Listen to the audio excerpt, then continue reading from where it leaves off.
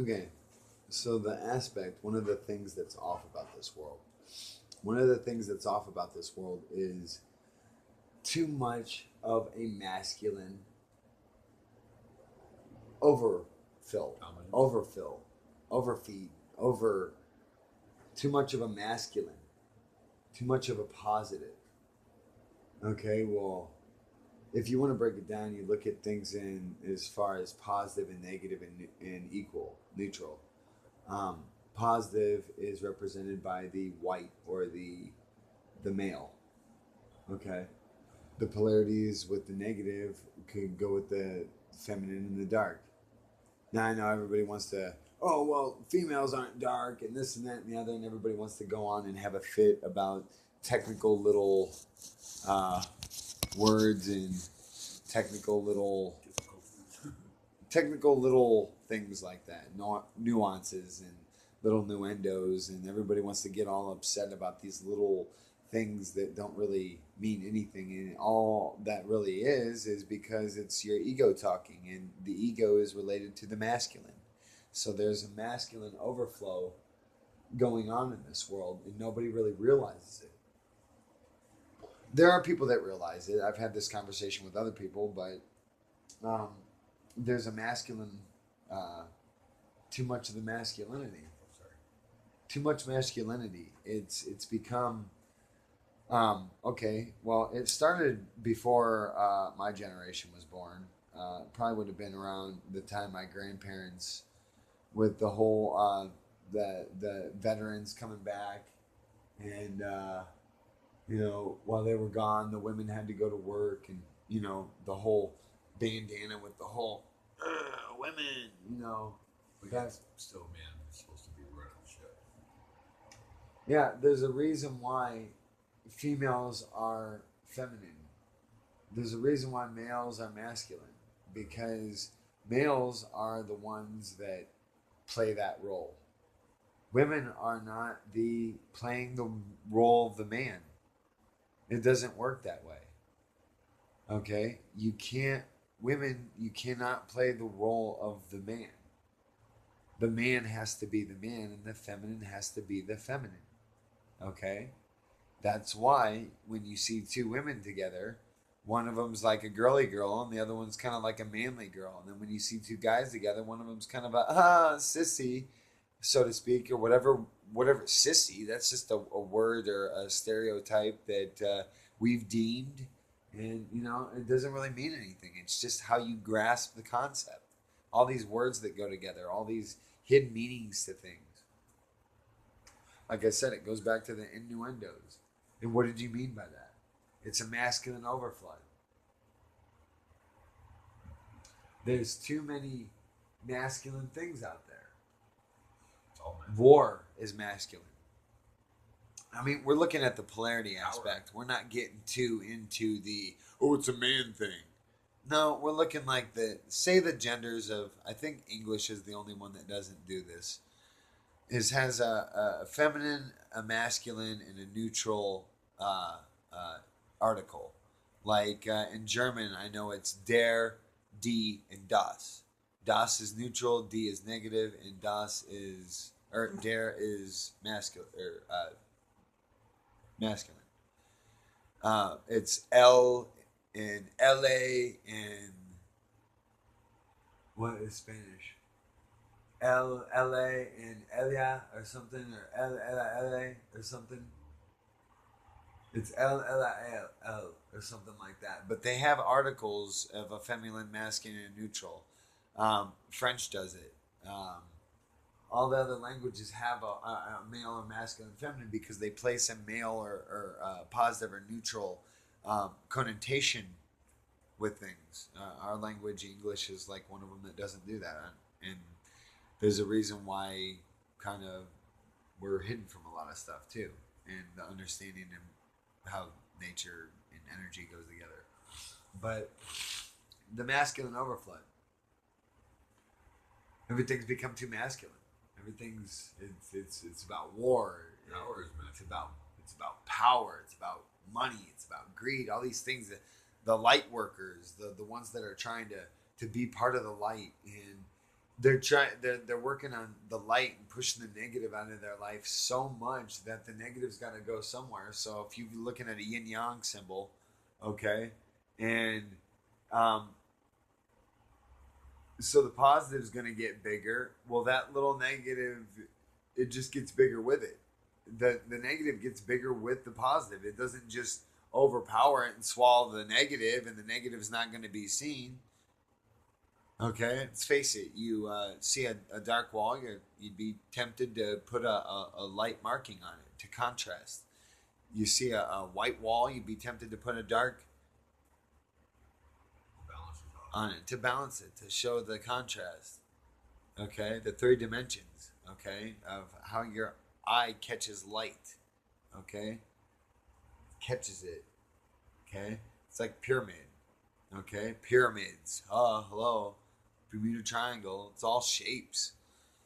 Okay, it's all geometrical shapes. It's all the way your eye catches light.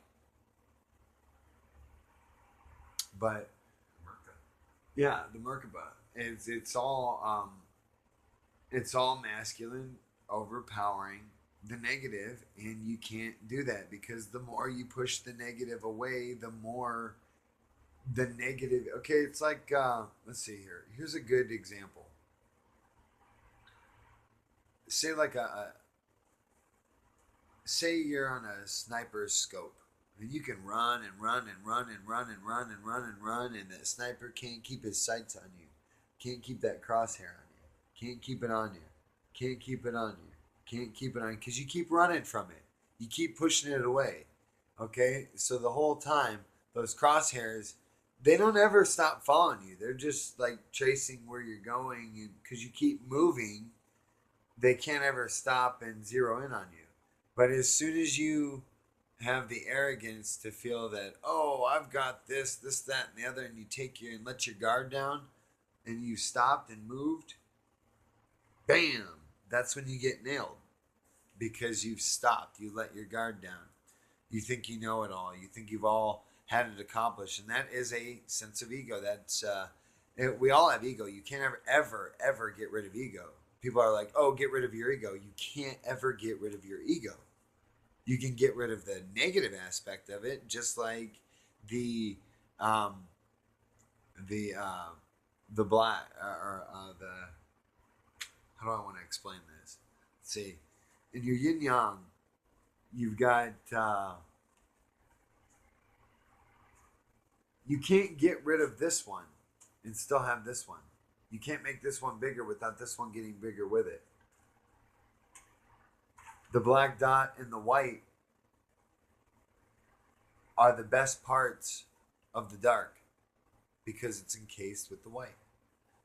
The black with the white dot is the worst parts of the light, which is arrogance, which is greed, which is judgment, which is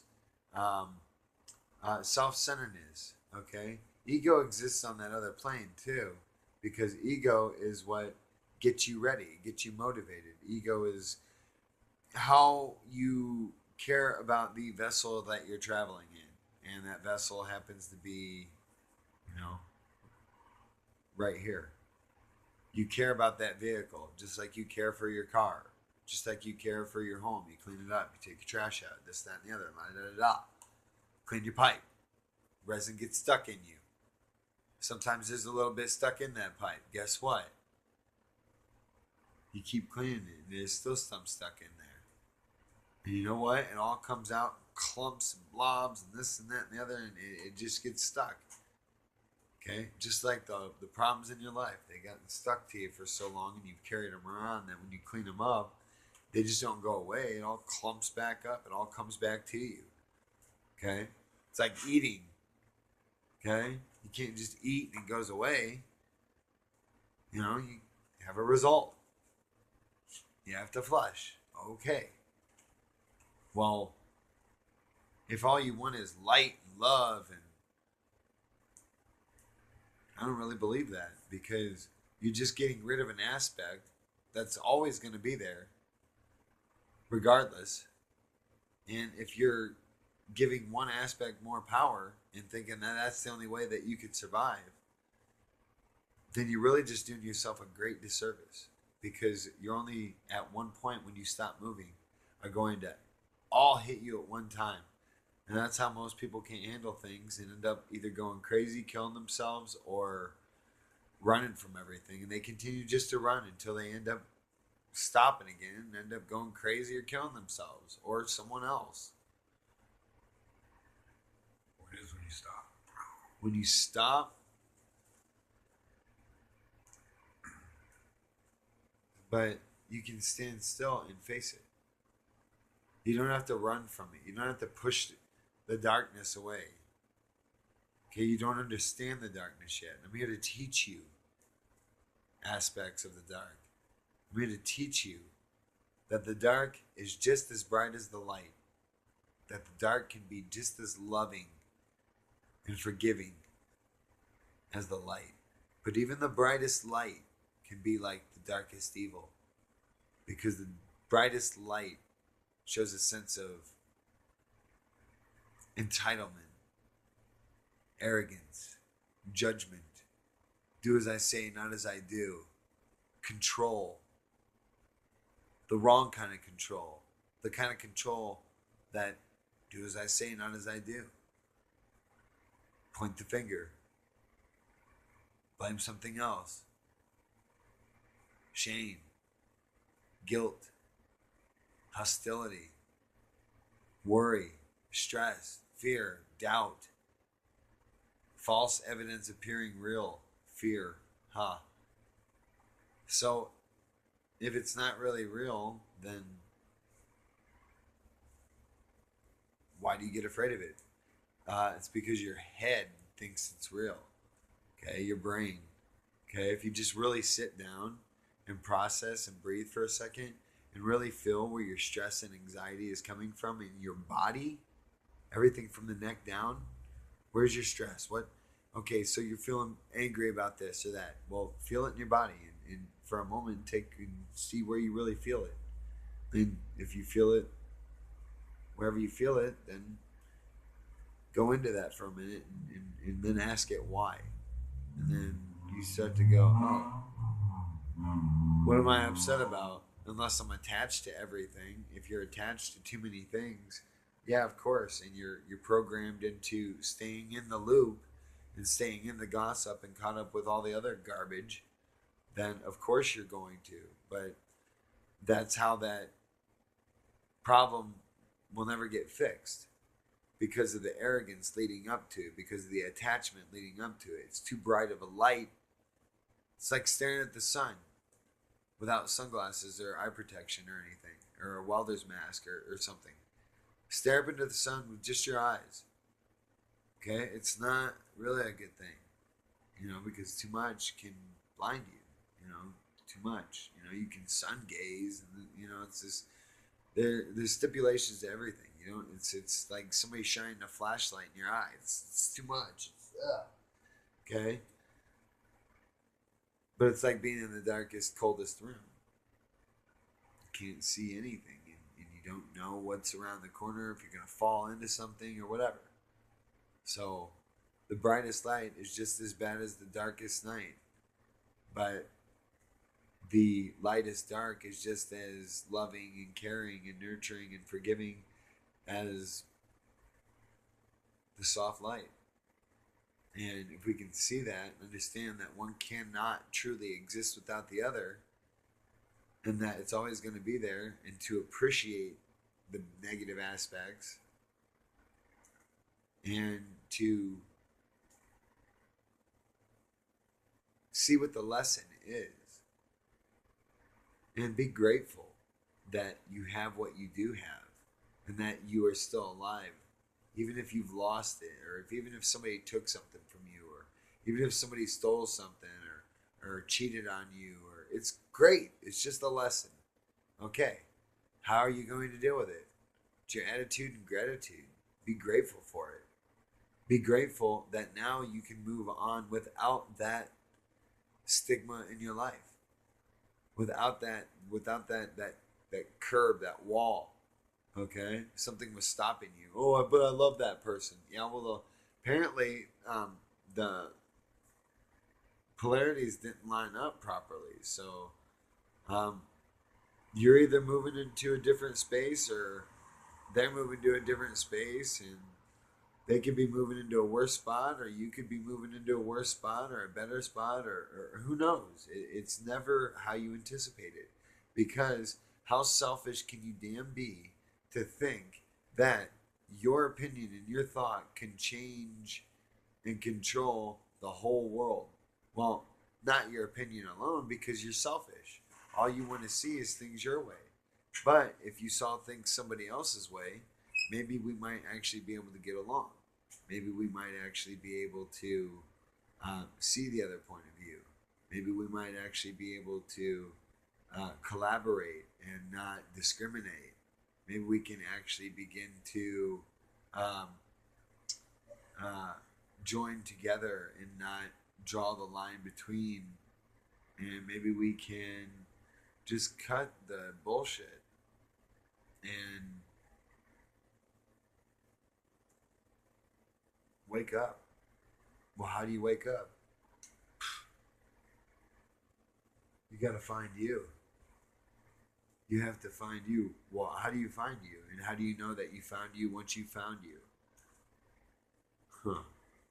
More on that later.